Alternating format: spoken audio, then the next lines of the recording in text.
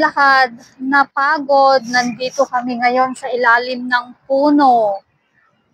Andito kami sa ilalim ng puno ng Dubai, malapit sa Dubai Creek. Napagod kaming naglakad-lakad.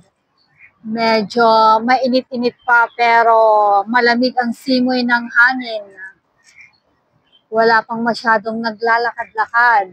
At ang Dubai Creek under renovation kaya dito muna kami sa ilalim ng puno. Baguhan kami dito kaya naglalakad-lakad para ma-familiarize kami sa aming new environment, especially na ako dahil bago ako dito sa Dubai. Bakit ako lumipat ng Dubai? Dahil mas maraming trabaho dito, mas maraming opportunity. Kaya yung mga iba na naghahanap ng trabaho, mas pinipili nila dito sa Dubai magpunta dahil mas maraming mga business, mas maraming hiring, mas maraming mga staff na kakailanganin.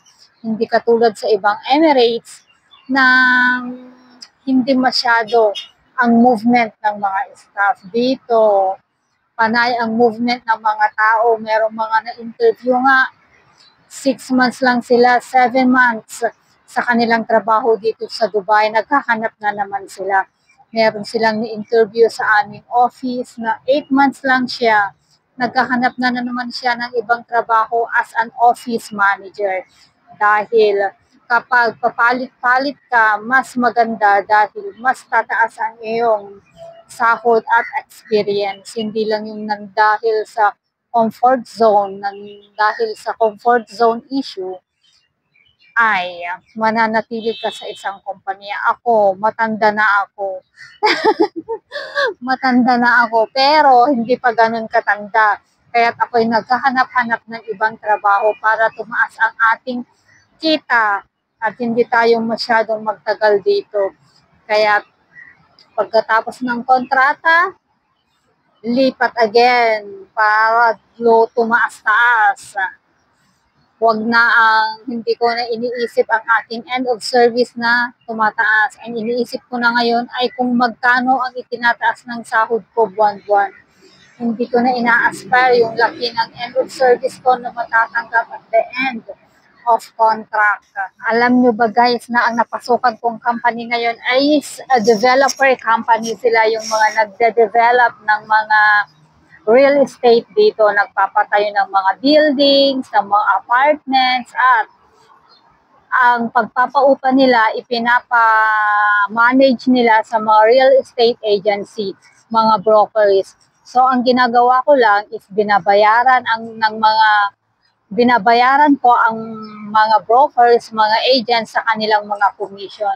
Kung meron silang mga nabentang mga unit, for example, 1 million dirhams ang nabenta nila, 5% noon o kaya 6%, 7%, depende sa usapan sa agreement kung magkano ang ibabayad naming commission. Isipin nyo guys ha, kung direct kayo na for example sa developer, kumuha ng unit, mas malaki ang iyong commission dahil kung ikaw ay isang agent sa isang real estate agency, ang commission ay mapupunta sa kanila. Ang kontrata mo lang ay sa real estate na nag-employ sa'yo. Pero madalas dito, yung mga real estate agents, sila na din ang may-ari ng agency nila.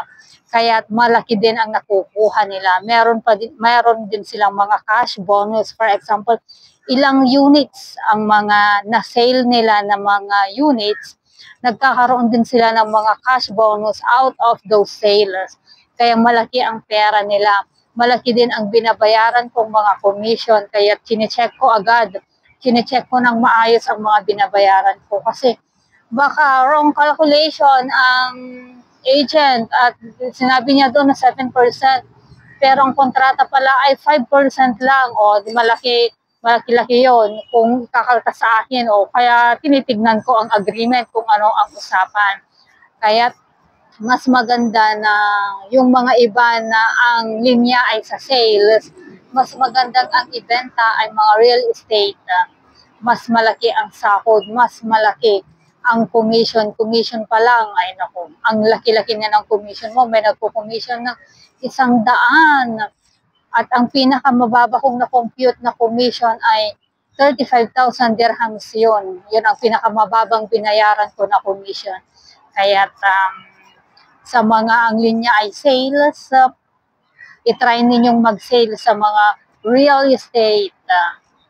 Lalo na ngayon, for example, marami kayong mga kakilalang mayayaman, marami kayong mga connection sa mayayaman. Kahit hindi taga dito, pwede sa ibang bansa, pwede kayong magbenta at magkaroon kayo ng mga commissions. Okay guys, yan na naman isang tip kung paano ninyong mapalaki ang inyong mga kita, ang iyong mga revenue dito sa Dubai, kung ano ang pwede nyong pasukin na trabaho. See you again sa aking next video at sana sa aking next video ay bukas na ang aming papasyalan. Huwag niyong kalimutang mag-subscribe para updated kayo sa aking mga happening, sa aking mga newly upload na mga videos at saka sa mga magagandang balitang nangyayari. Bye! See you! See you!